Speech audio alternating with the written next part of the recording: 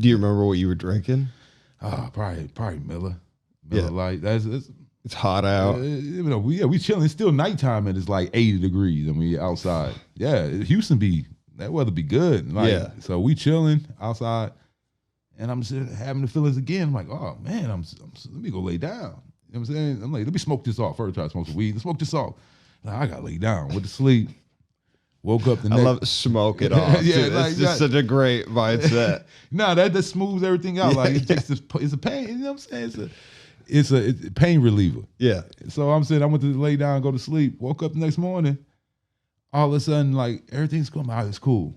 And then out of nowhere, the same tenseness I had where my whole left side, I'll squeeze my hand like this. What the fuck? Yeah, it'd be like half a second, like I'm like, oh, it's like a giving out. Yeah, and then it started getting longer and longer. Like I was like, damn, I'm still hangover. Shit. So I'm thinking like, did you try to smoke it off? Yeah, of course. Like I smoke it off, get it off, and then I went out with my family. We're all at a buffet, and everything's fine. Okay, everything's been cool the whole day. All of a sudden, I go and all of a sudden I just lose my balance. Like okay, and then it tenses up again. Like I'm like, oh, okay, something.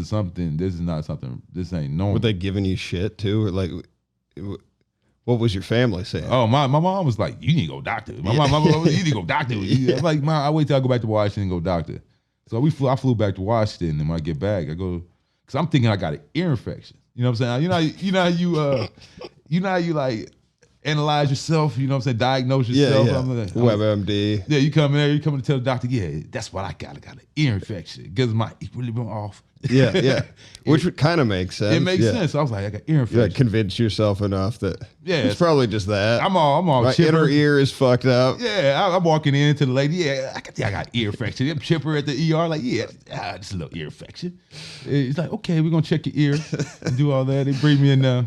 And then the nurse come in and check my ear, like, and he's looking, it's like, there's nothing wrong with your ear. Yeah, there's absolutely, your ears are fine. Yeah, your ears are fine. But I'm like, yeah, but I'm tensing up. It's like, hey, you mind if I was telling him everything that was going on. He's like, do you mind if I do a CAT scan? I'm like, on my ear? Because you need to check inside that ear because something's going on with that ear. Yeah. And like, I'm thinking, like, he's like, okay, all right. He comes back and he looks at me. He's like, Mr. Rushin, have you ever taken any shots to the head? I was like, yeah, man, I played football in college. You know what I'm saying? Yeah. I took a lot of shots to the head. I've been a lineman my whole life. He's like, well, I think you took too many.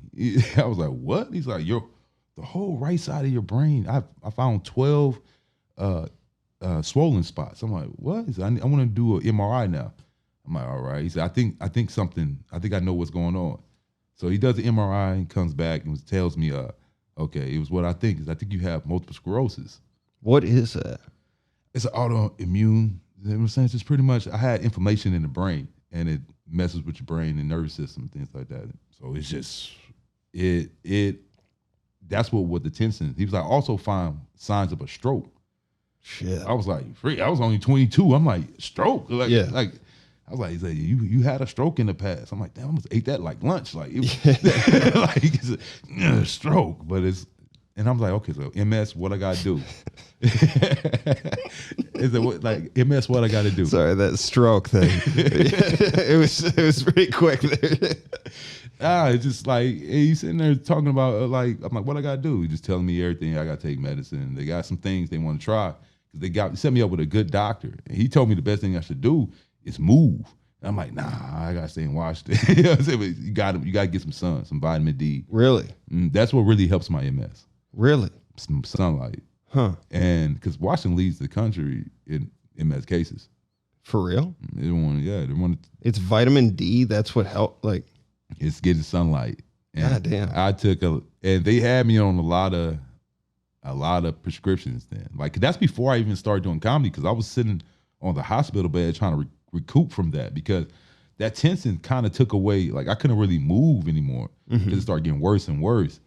And I'm still on the hospital bed, and at that time I'm still doing music. I was singing like R&B, like rapping and stuff too. And I'm trying to write skits. I had this idea to write videos, put them on YouTube. Maybe it might be maybe some money. Yeah. Oh, wow, that was a horrible idea. Yeah. I should have. It's like the start of this podcast, basically. Yeah, I could have did that years before people were doing it, right? For sure. And I'm sitting there writing skits, and then I don't know why I'm thinking about the music. Probably funny skits, maybe that might help the music. You know what I'm saying? Get promotion for it. Yeah. Because I'm drawing that, and all of a sudden I showed that to one of my friends. They came. He's like, man, you should try that on stage. My boy Marcus like, you should try that on stage. And then I ended up doing an open mic,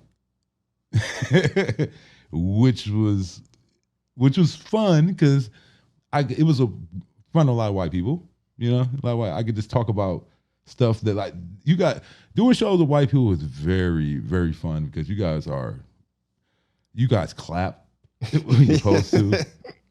You listen. Yeah. You guys are, oh man, you appreciate us for coming on stage. You know what I'm saying? And it was fun my first time. You know what I mean? I'm talking about Marley and me. Had very inviting yeah. subject matter. But my second show. Where was the first one? Giggles. Oh, yes, the club. It's funny because I had been told it was not, somebody told me it was racist. Yeah. And I was like, oh, I gotta go. I gotta go. I'm gonna run right into that racism, face first, like racism. But it was cool, man. This is weird. You ever hear these names? You're like, wow. Like when I first came in, comics I met there that were working out, brand new comics, trying stuff. They have been doing it like a year, maybe two. Andrew Rivers was there. Corey Michaelis was there. A couple. I saw Jeff Dye walked in. You know what I'm saying? Just Slater. Just like all the people. A lot of people that I'm friends with now. Yeah. Were in there. They were all working out. They were all working out, writing new stuff. Andrew had a book this damn big. Yeah. Like, was Tracy Tufts there? I think it might have. Yes, I heard he was crazy funny. It was so many. And I'm brand new. This is my first day coming in with my little Marley and me jokes about go over there and just kill it. And I see these dudes with books and books. You know what I mean? And that was crazy the first time, man. That's when I fell in love with it, like that first time. And then the second time was a totally different level of pressure because it was a Nate Jackson super funny comedy show. Which was where at? This is one of his first shows at the 6 Ave Bar and Grill. It was one of his first shows in Washington. Man, that sucker was packed. Yeah. And I knew how the crowd was because I was a part of the crowd for the first 2 months and witnessed the last new comic bomb horribly, where I haven't even seen him in town since that happened. Like, I really haven't seen that dude since. Dude, how did he get so many people out? Just hard work, promotion. You know what I mean? His Team Nate is real. You know what I mean? They put it down, and he works hard, man. And he doesn't. One thing that a lot of comics were always afraid of, and he hasn't ever been, was to spend money on good talent. Like a lot of these guys, that's sometimes it comes down to just spending money for better guys. And back in the day, when people will be having shows, they will have a local cat, then he'll be bringing Deion Cole. You'd be like, what the like, okay, there's no comparison. Yeah. You know what I'm saying? He's bringing like Tiffany Haddish. And this was after he went to LA? Hey, if you like that video, make sure to hit the subscribe button and follow our page for new weekly content.